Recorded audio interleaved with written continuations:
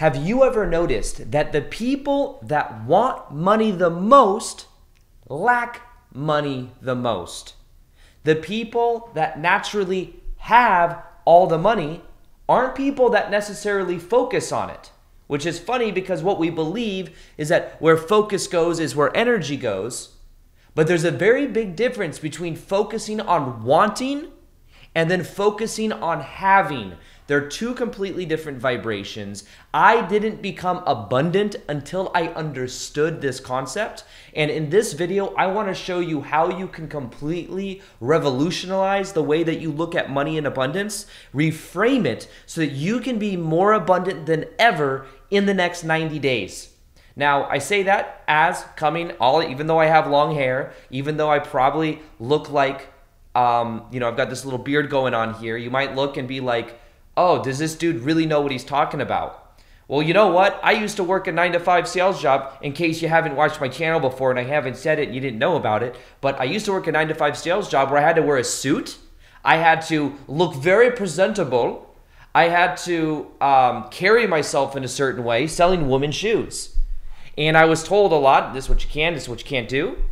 And when I started working for myself and I became abundant, I said, I'm going to do what I want to do. And I wanted to grow out my hair. I wanted to grow out a beard sometimes. Sometimes I don't have a beard. I got tattoos and stuff. I live life on my terms and I live in freedom because I get to choose my own rules because I've become abundant. Okay? And a lot of that has come as a result of what I'm about to share with you in this video. Now, there's also, I think, a lot of times a stigma around being what is called, you could call it sounds egotistical to say, but like a spiritual millionaire. Someone that is spiritual, that is also very abundant. So that is something that you can be and not feel guilty, even though there's this big stigma around this type of energy. But I want to show you how to completely shift that because it's coming from a misinterpretation of what abundance is. It's coming from a misinterpretation of what money is, and it's keeping people stuck, blocked. It's keeping people out of self-righteousness, living in very poor circumstances, not living up to their full potential because they're afraid of what money even is, or they're even just creating their own blocks. Now, first off, I was on Instagram yesterday, 2 days ago, and I was doing an Instagram live, and somebody asked me, they said, I really make money important, and I really want it. How can I attract it even though I don't currently have it? Here's what I said. Attracting money is a funny idea because what we're doing is from in our field, we're trying to attract something into our life, but it comes with this misperception of what money actually is. Money is a reflection and an exchange of energy. That's what money is. Money exists in our reality as a medium of exchange, an exchange, more importantly, of value. Now, what that means is back in the days, what we would do is we would barter, meaning we would trade things. So if we lived in a tribe, you'd be like, yo, I can, those furs over there, the blueberries over there, the food, the clothes. We trade based on what the way they would add value to the collective. So if you think about it, so what might happen is you might be like, you know what? I'm really good at knitting sweaters. I'm going to knit this sweater that's going to keep people super warm, and then I'm going to exchange that for hunting tools, berry picking tools or something. For the people that are like, I can't believe you said hunting. I thought it. What you can do, though, is realize that it's an exchange. Now, what happens in today's society when it comes to money, which is just the exchange of value in this society, is people focus just on the receiving of the money. So basically, what I told this person when I was coaching them or coaching the concept is, first off, anything you put importance, you put on a pedestal, and you say it's not natural for your identity. That's one, you don't want to do that. You want to let it be natural for your identity. And resistance, oh my God, to be so amazing. Money is so important. Here's the thing, money is neutral. So you get spiritual people that say money is bad, which will repel it away from you. And then you get people that don't see it as natural for them to have, so they say money is amazing, incredible, and I really wish I had it, which they also energetically de-platform it from their life. So with that being said, when you think about someone that's saying, I want money, think about it in the form of like back in the tribe days. I want blueberries. Give me blueberries. I want blueberries. Aaron, can you show me how to attract blueberries? Please show me how can I vibrationally attract blueberries if blueberries aren't currently in my life experience. How do I attract the blueberries? I really want blueberries. And then what I do, being some type of like tribes person, I say, no. That is not how you attract blueberries. Let's look at the way it works. The way it works is you want blueberries, but what happens is blueberries come as a form of exchange for something else that you give in value. So what happens is people that want to attract money, first off, they don't even realize it, but they're like, money is bad. I don't want money because I'm spiritual, so if I had money, and we're going to talk about that here in a minute, it'll completely change the way you relate to it. But when you see money as this thing, instead of focusing on the money, instead of focusing on the blueberries, focus on what you can give, what value you can provide that you're passionate about. It's like you can enjoy, your passion might be sewing sweaters or something. But then you give it and then you get a lot of blueberries. But that's the problem with most people trying to attract blueberries or money is they want the money. They want the thing outside of them. But it's a symbol. And your focus is on the wrong symbol. When you put the focus on instead what the money comes as an exchange of, you will have a lot more power. You will then have energy going in a new direction. When I started focusing on making YouTube videos, I was making YouTube videos and I was adding value. I was passionate about it. So it's a mix of doing something you're in alignment with that sparks you up, that also adds value to the collective, the value to other people. And what happens is as you are putting that energy out there, money, which is just an exchange of energy, comes back to you. The more value I am able to provide other people, the more abundance comes to me. That's just how reality works. Even if you look on Shark Tank. If you look on Shark Tank, where people come and they pitch their business ideas to all these sharks that have a whole bunch of money to invest in companies, the companies that do the best are the companies that add the most value. Now, you say, well, some of those companies have sugary drinks and stuff like that. That's not value. It is perceived value. Regardless, it's some form of value in the marketplace, but the perceived value, even if it's a quick wing of a sugary high, it tastes good or something, that still, to certain people in society, adds value to them. So looking at it like this really allows you to start to rewire you want to become abundant. That's one thing that must be necessary. People that are very abundant, that make a lot of money, what they all do is they focus on the value that comes as, they focus on the value they want to put out and how they can do that better, which then gets in more of the abundance. So a lot of times they might be focused on, let's say it's, like even in my industry, for example, it would be like someone that's a coach, for example. Instead of focusing on the money that you want to get, focus on the coaching and the value you want to add via your coaching, and what will happen is it'll come as a natural result. Or focus on the value you're putting out with the content you're making, it will come more as a result. I remember working that 9-to-5 job selling women's shoes. If I went into work every day focused on how can I get money, how can I had a commission sales job selling women's shoes, I only got paid a percentage of what I sold. So if what I did is I went in and my focus was how can I make $4,000 worth of shoes today so that I make like, I don't know, what is that? $300 of commission. How can I do that? And then every customer I helped, I'm thinking, are you going to add to my paycheck? Are you going to buy a shoe? Are you going to buy a shoe? It's an energy of taking. It's like walking around going, I want blueberries. I want blueberries. Someone give me blueberries. Someone give me blueberries. Instead of having the attention instead on the adding of value. When I went into work with the intention of adding value to the people, it was a completely different energy. When I had the intention of adding value, even with emotions, enjoying talking to the people, actually connecting with the people, I would do even better. Then if I were focused on that of the outcome. So that's the first thing that we'll talk about, that we're talking about here, is really focusing more on the process if you're Canadian, or process if you're American or from anywhere else, or whatever language and accent you have, versus the end result. The process versus the end result. If you become in love with the process, you'll have way more power than if it's just an attachment to the end result. That's why it's important to do something you feel in alignment with. There's more juice there. Now, let's talk for a minute about the money beliefs in general. Now, imagine money. This completely shifted my perspective of money and allowed me to become more abundant than anything. Imagine money. Imagine money is a person. Okay? Your relationship with this person named money. What is your relationship with that person? Now, imagine you have all these mixed beliefs about that person. And maybe that mixed belief came from mom and dad growing up, where you were led to believe money is bad.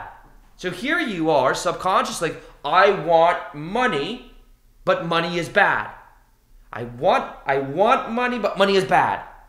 Energetically, it's literally like judging that of this person, this metaphorical person. Now, do you think money is going to want to be around you? Here's the thing. If you glorify money, it's also unattractive. That's why it's good to think of it like this example. Remember, if you put someone on a pedestal and you treat them like a celebrity, they're going to treat you like a fan.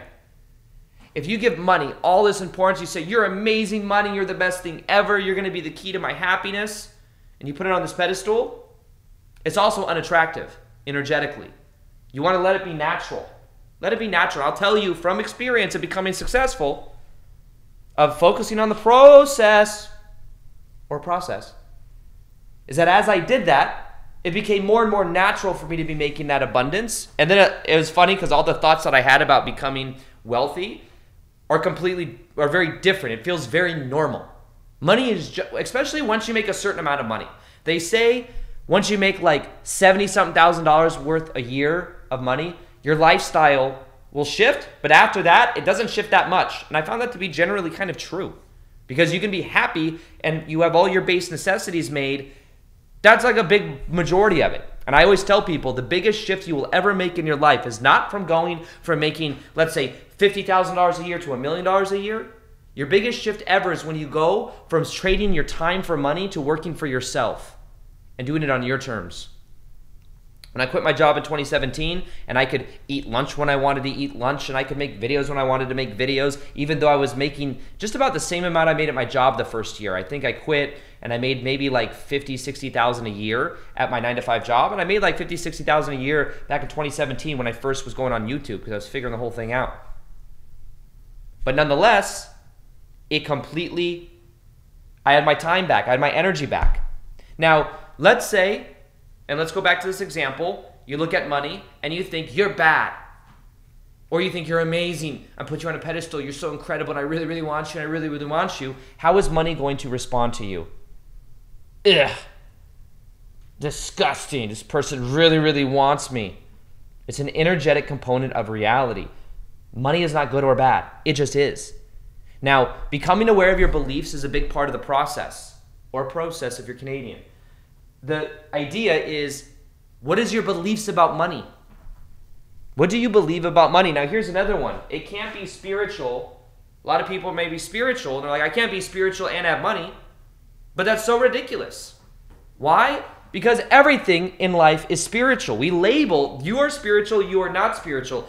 Everyone is an eternal spiritual being living a temporary human experience. They may not agree with that, or they may not be aware that they're a spiritual being. But it doesn't mean they're less spiritual. They just maybe don't. I mean, what is a spiritual person? Is it someone with crystals that's like meditating with sage? Does that make someone spiritual? At the fundamental core, I believe we're all spiritual beings having temporary human experiences. And what happens, though, is we start labeling things and giving it rules to things based on what the meaning we give it. Now, for example, we have something like Pepsi, which will sell to you literally a drink, carbonated drink with corn syrup in it. That drink enough is so, so unhealthy. Maybe that's my projection, my belief system. But nonetheless, something that corn syrup eventually causes acidity in the body can eventually cause a whole bunch of bad stuff, health-wise. Now, if I were to ask you, say, do you think is it wrong for Pepsi just to sell a drink, a container? You go to 7-Eleven or something, and they're selling drinks. Most people would say, oh, that's what happens. That's what companies do. They sell their drinks. Whether it has corn syrup in it or whatever, it's like I see why you would have a physical thing and you would trade it for money. That's okay. That's just how the world works. But then you have somebody that has maybe some form of spiritual passion. Maybe their spiritual passion, or maybe what they do is they like to share ideas, kind of like I do on YouTube or something like that, or they like making some type of like jewelry or something, or creating like amazing art, or they're healers or whatever. Anything to do, if someone identifies as spiritual, they may have something they're passionate about. But then what happens is okay, what if you exchange the energy for that? And then people would say, no, you cannot charge for something that's spiritual like that. That's bad. But there's no problem with the whole. So what a lot of people do is they hold back their gifts. They hold back from actually expressing themselves in the world and adding value to other people because they believe it's bad to do so, because they believe it is a spiritual thing that needs to be put in a completely separate category rather than Pepsi or Coca-Cola, which is selling corn syrup to people. So it's an interesting perspective that is just self-inflicted from our past reference experience and beliefs. And if we see rich people, some people grow up seeing rich people as bad, they go, well, I don't want to be bad, so I don't want money. It's a subconscious self-sabotage thing. But remember, all of this stuff is neutral. Even think of guilt. I remember looking into like ancestral energies, and there was this one concept that had to do with the guilt of what are called hidden loyalties. Imagine your mom or your dad or something like that only made a certain amount of money, and then you want to like put out your passion in the world and be abundant, but then subconsciously there may be some type of guilt. Like if I become more successful than mom or dad, then maybe I will doing them a disservice, or I am making them feel small. I know a lot of times that can happen. I have friends who, with their family, what happens is they feel like when they see their family sometimes, it's like their family almost thinks it's like unnecessary, the kind of house that they live in or something like that. Or it brings up like that maybe they work 9-to-5 jobs their whole life, and it brings up like, you know, their beliefs get like projected onto that. I know with my own dad, it was always kind of like he'd always tell me like, oh, and one day if it doesn't work out, you can always go back to your old 9-to-5 job, even after I was like successful for years. And I'm like, what are you talking about? The person I have become is someone that can't, I'm not going to go back to some 9-to-5 job. I know too much now. Once you've done something and you put your energy into something and your self-image changes, you look back and you're like, I couldn't ever do that again, because the person I've become is someone that just, I know I can put my energy into many different things to be abundant, because I understand how this all works. Now, I will say that when it came to being abundant, one thing that I had to do is I had to start to see myself as a new version of myself. And what that meant is in that 9-to-5 job, what was natural for me was to be told what to do. It was natural for me to go into a job that I didn't really care to go into. It was natural for me to like have a certain schedule that I had to work. And it was natural for me to have a boss telling me what to do. But eventually what I did is I realized that to become this new abundant version of me, what I had to do is I had to become my own boss. I had to motivate myself. No one was going to be over myself going, Aaron, you need to make a video today. You need to do this today. Nobody was doing that, even though they were doing it at the 9-to-5 job, and I resisted it. But one of the things to become aware of is, who do you need to become to be this abundant version of you? And for me, that meant becoming more of a leader. That meant putting myself out there. That meant moving through the fear. That meant expressing myself more. That meant not making excuses. That meant learning the skills instead of making the excuses. So I had to learn how to edit and things like that. To become this new version of you that you are on the brink of being, it is necessary for you to start and to stop waiting and to stop telling yourself a story that now's not the time and to stop waiting for the outer authority to tell someone to tell you you're good enough to go for it. That's what I did for years. I was waiting for someone to tell me, Aaron, you're good enough, go for it. Hoping I'd meet Tony Robbins or some motivational speaker while I'm selling women's shoes at Barty's, New York, and they're going to say, Aaron, you're good, just go for it. I'd be like, okay, I'll give myself permission to go for it. I had to be my own inner authority. But, you know, we grow up looking to authority for permission. We grow up and we're told maybe when we're young, kids are meant to be seen and not heard. Be quiet at the dinner table. Then we go to a school and you're told to shut up and listen to the teacher, and you just sit there, and if you don't just sit there, then you have ADHD and there's something wrong with you. Just obey. And what happens is then you're waiting for permission to go to a bathroom. You're waiting for permission to go out, you know, to leave school for the day. You're waiting for permission for everything. And then we get 9-to-5 jobs, and then we want to go full-time with our passion. We want to give ourselves permission, but we're not used to that inner permission. We're used to the external permission. But one big shift that has to happen for you to become abundant is to understand that you must be the one to give yourself permission. Permission. Per your own mission. You must choose it. Let it be a mission for you to purr your way to success. Okay, that was cheesy, I know, but regardless, you have to become your own inner authority. And when you become your own inner authority, you will become the author of your life. Authority, author. Most people are waiting for external authority to author their life.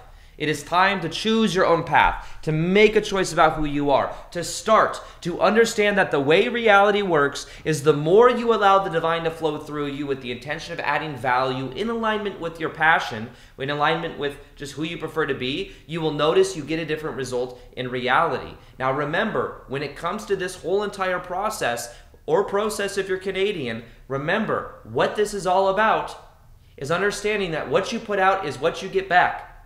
So if you want more money or blueberries in the example we used earlier, don't sit there going, I want blueberries, blueberries, blueberries, give me blueberries. I want to become good at receiving blueberries. I just really want blueberries. I want blueberries. Give me blue. Instead, it's what are you going to, what value or energy you're going to put out? Focus on that. And then blueberries will naturally come as a result of that energy field. Now, money is not bad. Money is not really, really good on a pedestal. It's a neutral idea. And everything in our reality is spiritual because we're spiritual beings living in a temporary illusionary reality. This is an illusion. So you say money is not spiritual. So imagine yourself laying in a tub with crystals and you're looking at the crystals and you're so spiritual, crystal, rose quartz, you beautiful smoky quartz. Oh, you're so spiritual. But then what happens on this side, there's money, and you're like, I love you crystals, but money, get that out of this tub. It's dirty. It's negative connotation. Get out, and you kick out the money. At the fundamental core, they're both neutral things that we're just given different meaning to. But having that energy towards money, it's dirty, it's bad, it's nasty.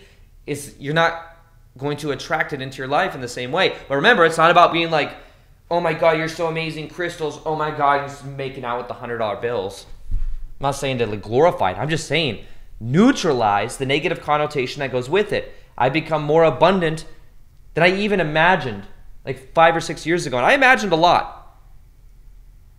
So basically what I'm saying though is like, by changing these perspectives in this way that I relate to it, I've allowed it to come into my life even easier.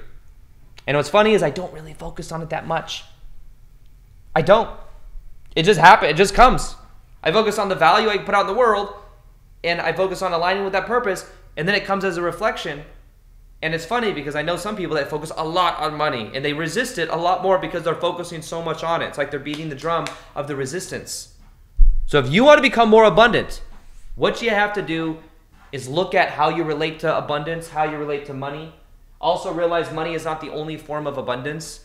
You could be abundant in opportunities. You could be abundant in in many different things other than money. People could give you things. You could be gifted a trip. I remember when I first got on YouTube, I was invited to a place in Costa Rica, $5,000 value to do this trip thing and just to vlog my experience of it. That was abundance, even though I'm like, this isn't actual dollars. They're not giving me dollars. I got a $5,000 trip for free. Stop limiting yourself based on it's only money that can come into my life.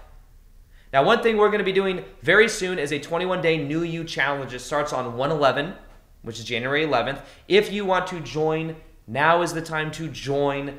And we're going to go through 21 days of transformation for becoming a new version of you. We will be looking at money belief, love beliefs. We'll be looking at our identity, releasing the patterns of the past that are keeping us in familiar childhood pattern dynamics. We're going to look at stepping into the unknown, letting go of imposter syndrome, procrastination, perfectionism, self-sabotage, all of these. And if you want to join, we'll be doing live coaching. We're going to be doing that of live meditations, breath work, everything. Go ahead and click the link on top of my description box below. And then other than that, if you do want that of a meditation that will help you to raise your dominant vibration, that will help you to then become more of a magnet to money, I'll go ahead and link this meditation right here.